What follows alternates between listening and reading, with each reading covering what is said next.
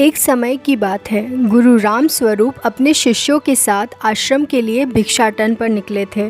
वह अपने गुरुकुल में भोजन की व्यवस्था भिक्षा मांगकर ही किया करते थे।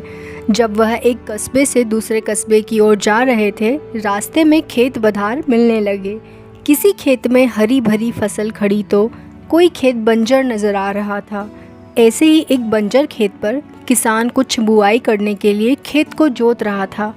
वहीं पेड़ के नीचे उसने अपना सारा सामान, पोटली आदि रखा हुआ था।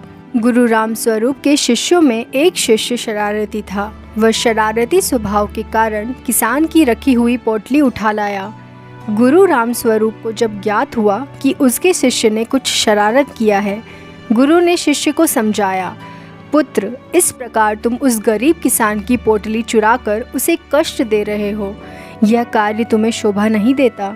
तुम उस किसान को दुखी करके अपने ईश्वर को दुखी करोगे। तुम्हें जो पैसे भिक्षा में मिले हैं उसे ले जाकर उसी स्थान पर पोटली सहित रख दो और फिर किसान का भाव देखो। शिष्य ने ऐसा ही किया।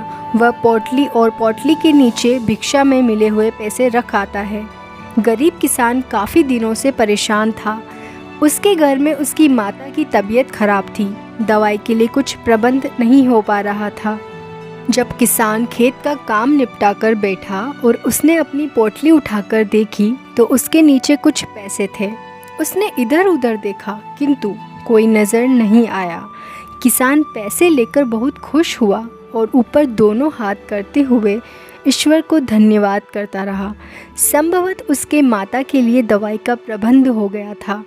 वह खुशी से आंसू बहाता और दोनों हाथ से पोंछता जाता। यह सभी दृश्य गुरु राम स्वरूप और उनके शिष्य छुपकर देख रहे थे। तो इस कहानी से हमें क्या सीख मिलती है? किसी भी व्यक्ति को दुखी करने के बजाय अगर खुश करने की कोशिश की जाए तो यह खुशियाँ दुगुनी हो जाती है।